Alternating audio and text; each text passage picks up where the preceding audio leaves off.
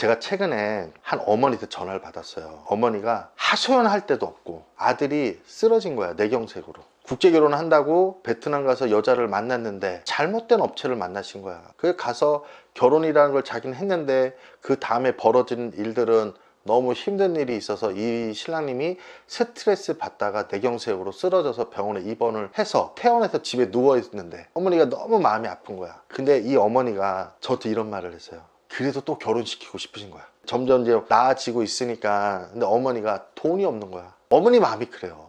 어머니 마음은 내 아들이 좋은 한국 여성과 결혼하길 원하시지만 만약에 그것이 쉽지 않다면 어머님은 내 아들이 결혼해서 살길 원하시거든요. 그 어머니 마음이 그러셨어. 이번에 이제 두 번째 만남이 있는 거잖아요. 아, 예. 네. 그래도 처음이신 분 있을 수 있으니까 자기 예. 소개 좀 해주십시오. 저는 동그라미 국제결혼 임실장입니다. 저희 회사는 베트남 전문이에요. 한국 총각이 봉인가요? 베트남에서? 그럴 수도 있죠. 우리는 모든 세상의 일은 긍정과 부정이 항상 같이 존재하잖아요. 그것이 긍정이 맞냐 부정이 맞느냐에 따라 다를 수가 있는데 신랑님들을 상대로 돈만 벌려고 하는 사람들한테는 그 신랑님이 봉인이 될 수 있겠죠. 신랑님들이 이제 가장 두려워하고 고민되시는 게 최근에도 이제 뉴스에도 나오긴 했는데 베트남 그 배우자분의 뭐 가출이나 이혼이 가장 지금 고민이 많이 되잖아요. 베트남 여성이 한국에 와서 가장 큰 이유가 두 가지 이유가 있을 수 있어요. 그러니까 내가 한국 남성과 쉽게 말하면 거짓 결혼이죠. 이 남성과 결혼이 목적이 아니라 제3의 목적으로 결혼을 하는 경우가 있습니다. 이런 이유가 있을 수 있는데 첫째 이유는 한국에 유흥으로 가려는 여성들이 있어요. 베트남에서도 유흥으로 돈을 벌다가 한국 가면 몇 배 이상의 돈을 벌잖아요. 그러니까 신랑님들이 그런 여성을 소개하는 업체를 만나거나 그렇게 만나면 신랑님 인생이 망가질 수 있어요. 예를 들어 그 신부가 한국에 와서 우리나라 뭐 노래방이나 뭐 이런 데로 가면 월 500원 벌잖아요. 최하가. 한국 신랑님이 그 정도로 만족을 시켜줄 수는 없을 거 아니에요? 결혼 생활이라는 게 그들은 방법이 없어요.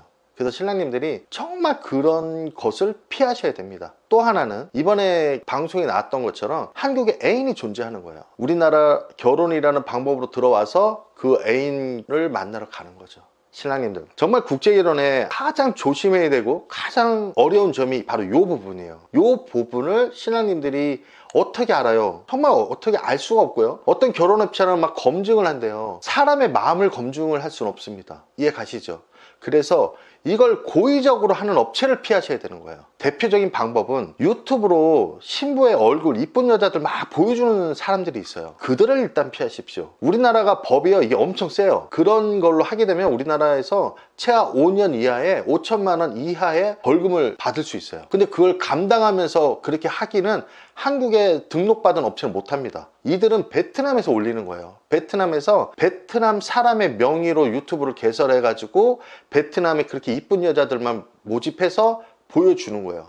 이것도 두 가지로 나눠져요. 화상통화만 해주는 애들, 얘네들은 미모가 되죠. 미모가 돼서 신랑님들을 베트남 오게 해주는 역할만 해주고요. 어떤 신랑님들 그래요. 갔더니 못 만났다고. 그들은 잠을 자거나 결혼을 해주는 여자들은 아니에요. 그들은 화상통화만 해주는 거고, 베트남은 실제로 결혼해주는 여자들이 있어요. 남자들이 결혼도 하고 같이 부부관계도 해야 남성들이 이제 믿을 거 아니에요. 그런 사람들을 꼭 피하셔야 됩니다. 그런 분들하고 뭐 결혼을 해서 한국으로 들어오잖아요. 예. 뭐 그런 분들 아니어도 베트남 분들이 한국 분들하고 결혼 생활을 하다가 예. 이혼하는 이유가 어떤 게 있나요? 그냥 이건 순수하게 제가 느낀 점만 얘기해 볼게요. 제가 들은 얘기가 우리나라의 이혼율이 26%라고 들었어요. 베트남 여성과의 이혼율이. 제가 느끼는 것은 베트남 여성들, 그러니까 신부님들이 한국 남성과 결혼하는 분들 중에 저는 10명에 1명은 제3의 목적이 있다고 봐요. 신부가 10명이면 9명은 제3의 목적이 아니라 결혼의 목적을 두고는 있어요. 그런데 1명 정도는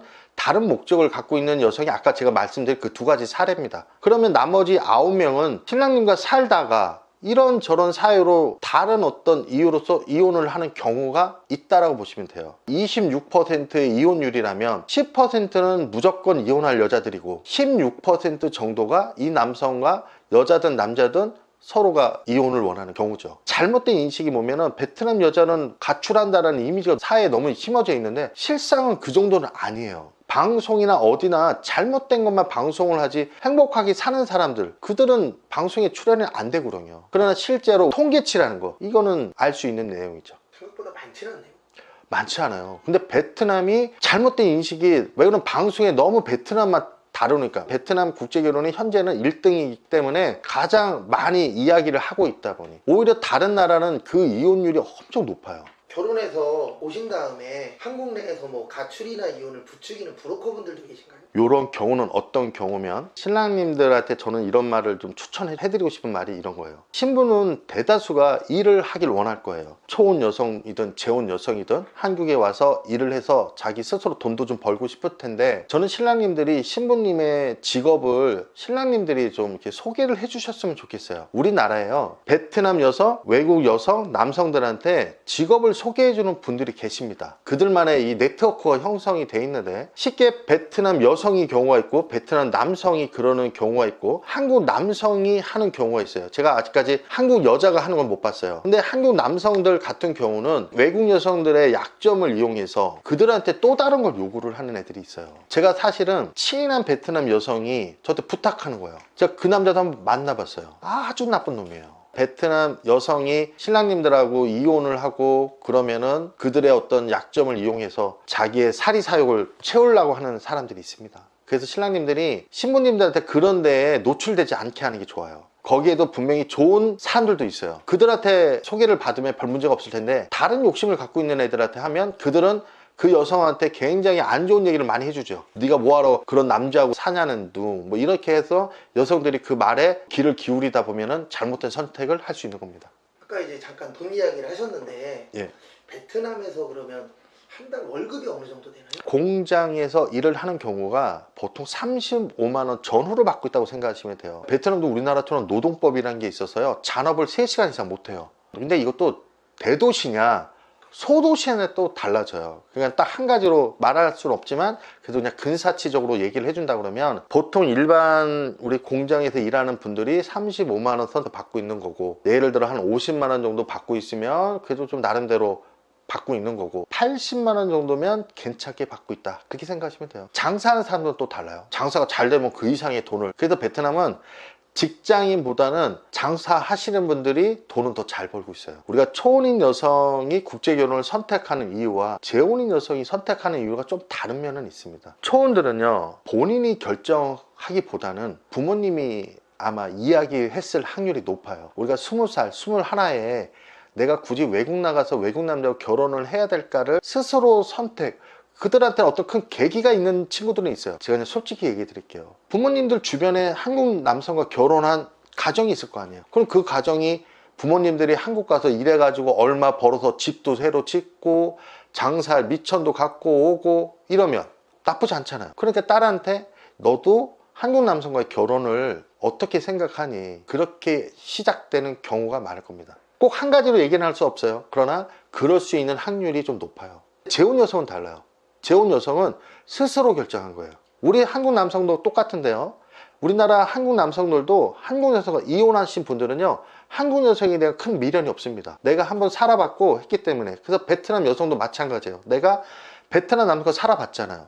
그래서 꼭 내가 두 번째 결혼도 베트남 남성을 꼭 선택해야 된다, 이렇게 생각 안 합니다. 사실 재혼 신부와 재혼 남성은 서로의 생각만 좋다면 더 잘 살 수 있는 확률이 높아요. 재혼인 경우에 자녀가 있는 경우가 많잖아요. 그게 문제입니다. 제가 느낀 게, 베트남 신부님들이 신랑님들한테 솔직하지 못한 부분은 거기에 있어요. 요즘은요, 재혼 여자가 딸 아들 있는 걸 그걸 속이는 경우는 거의 이제 없습니다. 옛날 얘기예요. 단 우리 신랑님들은 그러죠. 딸 아들을 한국으로 데리고 올 것이냐, 베트남에서 키울 것이냐 물어봤을 때 대다수는 베트남에서 키우겠다는 대답을 더 많이 해요. 한국 남성이 그걸 싫어한다는 걸 그들도 듣기 때문에 한국에 와서 신랑님하고 이제 결혼 생활을 하다가 신랑님들을 설득을 하죠. 결혼하러 가시잖아요. 베트남 가서도 안 먹히는 한국 남자분이 있나요? 있죠. 베트남 같은 경우가 좀 날씬한 나라예요. 사람들이.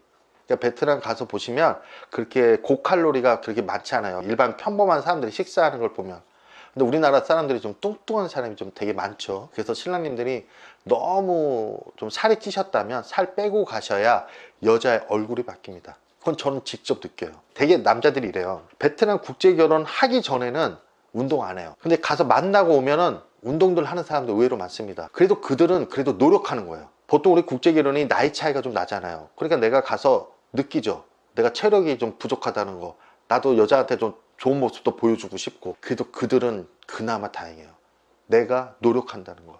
뚱뚱하신 분 중에 가서 결혼이 안 되고 오신 분도 계신가요? 저 같은 경우는 없어요. 저 같은 경우는 없는데 신랑님들이 나도 베트남 여성한테 선택을 못 받는구나, 그건 좀 느끼실 거예요. 그러니까 날씬한 남성보다는 뚱뚱한 남성들이 선택을 받는 율이 낮아요. 베트남 여자라고 해서 다 날씬한 사람만 좋아하는 거 아니에요. 어떤 여성들은 나는 뚱뚱한 사람이 귀엽고 좋아요, 이런 말도 해요. 근데 그 퍼센트가 높지 않은 거죠. 날씬한 사람을 좋아하는 게 80%라면 뚱뚱한 사람을 좋아하는 건 한 20% 정도? 그러면 우리 신랑님이 그 경계에서 고기를 만나게 되겠죠. 한국하고 비슷하네요. 어떤 신랑님은 이런 말해요. 베트남하고 우리하고 차이점이 많은 줄 아는데 똑같다는 걸 아십시오, 신랑님들. 우리가 똑같은 사람이에요. 그 주변 환경, 날씨, 이런 기후, 주변 환경이 다른 거지 사람은 그렇게 다르지 않더라고요. 베트남 여성분들이 한국 남성분하고 나이 차이가 좀 많이 나잖아요. 그렇죠. 평균 뭐 제가 알기로는 20살 가까이 나는 걸로 알고 있는데 왜 이렇게 나이 차이가 많은데도 결혼을 하나요? 베트남 여성들은 보통 20세부터 결혼을 이제 시작을 하고 있고, 베트남에 가서 60세 된 남성을 보면은요, 우리나라 한국 남성 60세와 비교하면 엄청 차이를 크게 느낄 수 있어요. 그러니까 우리나라 한국 남성들은 대개 10년은 젊게 봅니다. 60 먹으신 분이 베트남 가면 50 정도는 봐요. 뭐 개인 차이는 있을 수 있는데, 그러니까 우리나라가 생각보다 오래 살잖아요. 베트남은 70세 정도에 많이들 돌아가시는 것 같아요. 한국 남성들이 베트남 여성들 시각으로는 10살 정도는 적어 보여요. 나이로 들으면 놀래죠. 그 정도 나이 차이를 외적으로 느끼는. 그리고 우리나라 남성들, 도시 남성들 중에 잘 꾸미시는 분들은 20살까지도 젊게 보일 수도 있어요. 제가 지금 우리나라 한국 나이로 51세거든요 전 베트남 가면 40살로 봐요. 어디를 가나 제가 51세라 그러면 좀 놀래요. 그리고 우리나라 신랑님들이 의상도 좀 잘 입고 관리 좀 하신 분들은 베트남 가면은 한 10살에서 15살 정도는 시각적으로는 젊어 보이죠. 시각적으로 젊어 보여도 나이 차이는 나는 거죠. 당연히 나는 거죠. 그래도 결혼을 하시는 거죠. 왜 그러면 베트남에 내가 국제 결혼을 20살에 결정했어. 그러면 20살 여성이 당연히 이 여성도 20대, 30대와 하고 싶겠죠. 신랑님들 우리나라 30대 초반에 괜찮으신 분은 25보다 더 이쁜 여자들 좋아할 거 아니에요. 여자요? 자기가 이쁜 거 안 이쁜 거 다 알아요. 여자의 순위를 1등부터 5등을 정하면 내가 2등인지 3등인지 다 알고 있거든요. 그리고 요즘에 베트남 남자분하고 결혼하는 한국 여자분들도 많으신가요? 그것은 방송에도 한번 나왔죠. 그러니까 우리나라에서 베트남 여성이 우리나라에서 한국 남성과 결혼을 하면 우리나라 국적을 취득할 수가 있는데, 국적을 취득한 후에 이혼을 했을 경우 그 여성은 베트남 남성과의 결혼하는 사례라고 생각하시면 됩니다. 국적 취득을 위해서요? 국적 취득을 위해서가 아니라, 자, 한국 남성과 결혼했어요. 한국에서 살다가 그 남성과 국적 취득 이후 이혼을 한 거예요. 좋은 일이든 나쁜 일이든 그 여성들이 베트남 남성과 결혼을 해서 베트남 남성을 한국으로 초청해 줄 수가 있어요. 그럼 그 여성은 한국 국적을 갖고 있다면 한국 사람이니까. 그게 생각보다 조금 우리나라에서 좀 좋게 보고 있지 않죠. 법으로 맞거든요. 내가 한국 국적을 취득하는 순간 한국 사람이니까 이 사람이 외국 사람과 결혼할 수 있으니까. 내용은 그런 건데 그걸 좀 깊이 들어보면 한국 남성들 입장에서는 조금 기분 나쁜 일이죠. 제가 느끼는 게 보면 지금 우리나라가 여성의 말을 좀 더 많이 믿어주잖아요. 제가 들은 이야기, 느낀 거. 마찬가지로 국제 결혼도 여성들한테 좀 더 많은 얘기를 기울여 주고 있는 건 사실인 것 같아요. 우리나라에서 어떤 신랑님과 신부님의 문제점이 생겼을 때 신랑의 이야기보다는 신부의 이야기를 더 많이 듣고 신부를 보호해야 된다는 생각이 있어서 신랑님들이 좀 억울함이 있습니다. 베트남 국제 결혼하면 안 되는 남자 있을까요? 너무 성에 집착이 심하신 분들. 어떤 분이 저한테 이런 말을 한 적이 있어요. 아, 이런 말을 해도 되나 모르겠네. 여자의 자궁이 왜 필요하느냐, 뭐 구멍만 있으면 되지. 그런 마인드를 갖고 있는데 그 어떤 여성하고 우리가 성도 사랑인데 편향이 너무 극으로 가 있는 분들 있죠. 그런 분들은 좀 쉽지 않겠더라고요. 저는 그분하고 계약 안 했죠. 그분이 하시는 말씀을 쭉 들어보면은 전 힘들다고 느꼈거든요. 어떤 남성은 이런 말도 물어봐요. 똑같냐고. 그러니까 한국 여성과 베트남 여성이 그런 것이 똑같으냐고 물어보는 사람들도 있어요. 외국인은 다르다라고 알고 있는 거예요? 그렇죠. 너무 다양한 사람이 있기 때문에. 너무 모르는 사람들도 많죠. 국제 결혼이 왜 힘든 줄 아세요? 한국 남성들이 연애 잘하는 남성보다는 연애를 못 해본 분들이 많아요. 재혼 남성들은 그나마 가능해요. 재혼 남성들은 한국 여성의 경험이 있다 보니까 여성이 무엇을 좋아하는지 어느 정도 아세요. 초혼 남성들은 여자를 잘 몰라요. 그래서 내가 이 여자한테 어떻게 해줬을 때 좋은지도 눈치가 부족하죠. 어느덧 우리 결혼회사가 주업은 신랑 신부를 만나게 해주는데 연애 상담사 역할을 더 많이 하는 것 같아요. 솔직히 우리 그런 말 있잖아요. 연애 경험 많은 사람들이 잘 산다고. 왜 그러면 여성이 원하는 것을 알고 있기 때문에. 국제 결혼이 언어적인 문제도 있고 여러 가지 문제가 있어서 쉽지 않은데 제가 가장 중요시 보는 건 노력이에요. 신랑님들이 나는 누워있을 때 네가 알아서 다 알아, 이게 되겠어요?